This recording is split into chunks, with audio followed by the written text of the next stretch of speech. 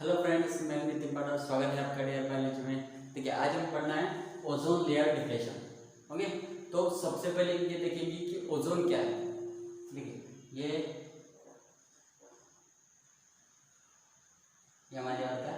Okay, ये हमारे अर्थ है, इसके अराउंड हमारा एटमॉस्फेयर है। ओके, इसके अराउंड एटमॉस्फेयर प्रेजेंट है। ओके, और ये हमारा सन।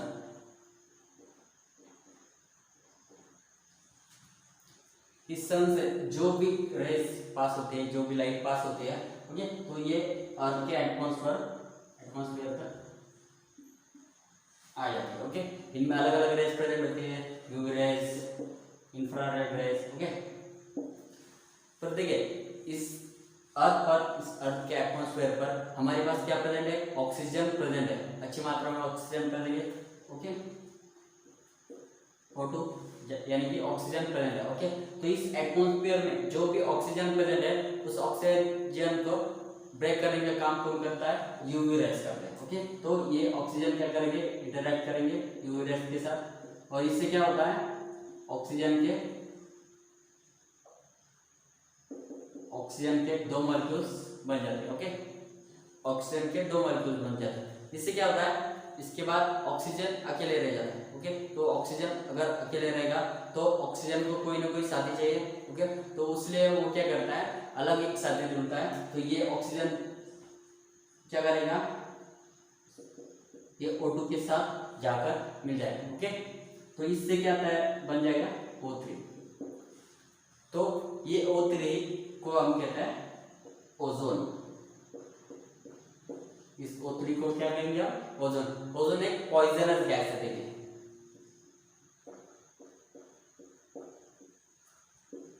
ओजोन एक पॉइजनस गैस है। तो आप सोच रहे हो कि पॉइजनस गैस है, पर हमें हार्म नहीं होता क्या? ठीक है, ये ओजोन प्रेजेंट होता है हमारे एटमॉस्फेयर के सबसे ऊपरी सतह पर।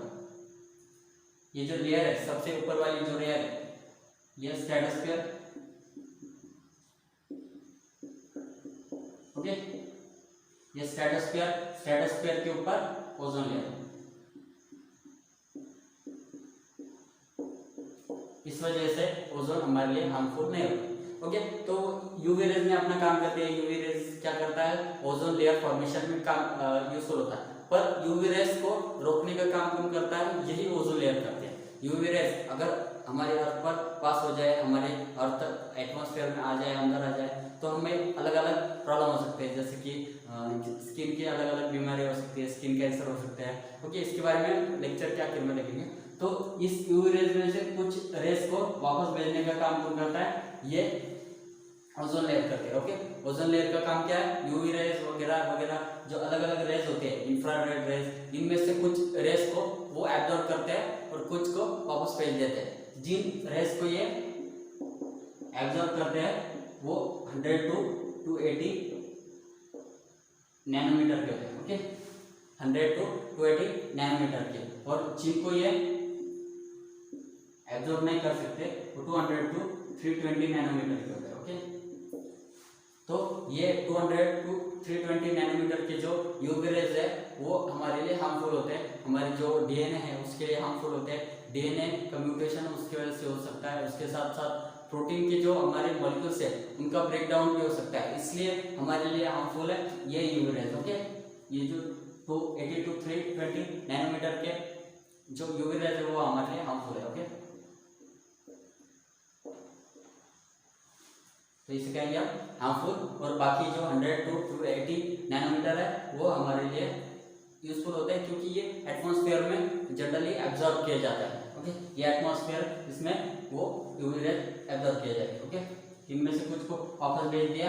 तो ये जो ओजोन लेयर बनी हुई है, ओके, ओजोन लेयर बनी हुई है, जैसे जैसे हमें पता है कि हमारा इंडस्ट्रियलाइजेशन हो रहा है, पॉपुलेशन बढ़ रही है। पॉपुलेशन बढ़ने की वजह से क्या हो रहा है? पॉपुलेशन जैसे जितनी ज़्यादा बढ़ेगी उससे हमारे रिसोर्सेज बढ़ रहे हैं, रिसोर्सेज ज़्यादा चाहिए, हम व्हीकल्स यूज़ कर रहे हैं, अलग अलग रेफ्रिजरेटर्स, मेन जो कि रेफ्रिजरेटर्स होते हैं, एसीज होते हैं, उनसे क्या होता है? उनसे क्लोरोफ्लोरोकार्बन इमिट होता है।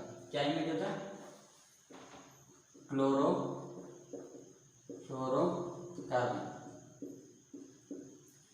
ये जो क्लोरोफ्लोरोकार्बन है उनमें से जो क्लोरीन है, क्लोरीन मॉलिक्यूल Cl मॉलिक्यूल, ये मॉलिक्यूल हल्का होता है, इस वजह से ये मॉलिक्यूल एटमॉस्फेयर में ऊपर चले जाता है।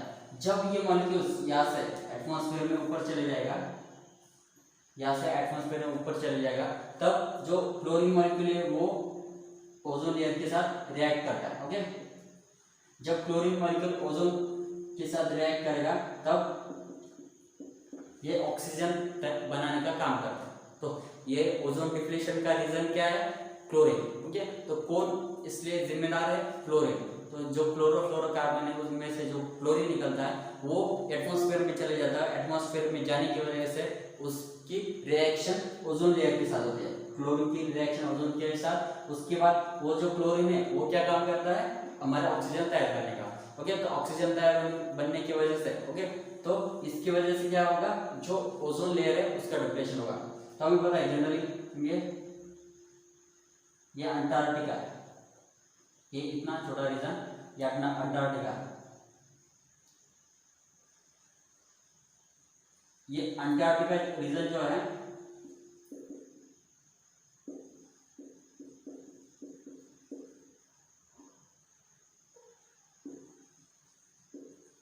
यहाँ पर ओजोन लेयर डिप्लेशन ज्यादा मात्रा में हो चुका है। पहले से ओजोन लेयर डिप्लेशन सबसे ज्यादा कहाँ देखने को मिलता है? अंटार्कटिका रीजन में, क्योंकि अंटार्कटिका रीजन में क्लोरोफ्लोरोकार्बन का यूजन ज्यादा हुआ है। उसकी वजह से जो क्लोरीन मॉलिक्यूल है वो क्या करता है? ओजोन लेयर डिप्लेशन का काम करता है। तो ओजोन लेयर डिप्लेशन सबसे ज्यादा, जिससे जनरली हम ओजोन होल कहते हैं, ओजोन होल कहते हैं। ओके, ओजोन होल का है अंटार्कटिका पर। होल यानी कि आपको लग रहा होगा कि डायरेक्ट होल है। होल वो पतली सी लेयर, ओजोन की पतली सी लेयर को भी ओजोन होल कहा जाता है। तो एकदम accurate word to word meaning मत लीजिए। तो ओजोन होल मतलब ओजोन की पतली लेयर। ओके, तो ये पतली लेयर की वजह से यूवी रेस ज्यादा मात्रा में हमारे अर्थ पर आ रहे हैं, तो उससे अलग अलग प्रॉब्लम हो सकते हैं। तो यूवी रेस हमारे अर्थ पर आने से क्या क्या प्रॉब्लम हो सकते हैं उनमें से कुछ देखेंगे। जैसे कि कॉर्निया है, हमारा जो कॉर्निया है, आइस का जो कॉर्निया है वो कॉर्निया इंफ्लामेशन हो सकता है, क्योंकि जो यूवी रेस है उसे एब्जॉर्ब करता है हमारा कॉर्निया। कॉर्निया एब्जॉर्ब करेगा यूवी रेस, तो हमारा कॉर्निया इंफ्लामेशन हो सकता है, उससे ब्लाइंडनेस हो सकती है। तो उसे जनरली कॉर्निया इंफ्लामेशन को स्नो ब्लाइंडनेस कहते हैं, स्नो ब्लाइंडनेस क्या कहते हैं? Slow blindness. तो कॉर्निया इंफ्लामेशन हो सकता है यूवी रेस की वजह से। उसके साथ साथ हमारी जो स्किन है उसका स्किन इन्फेक्शन के साथ साथ स्किन कैंसर यूवी रेस के वजह से हो सकता है।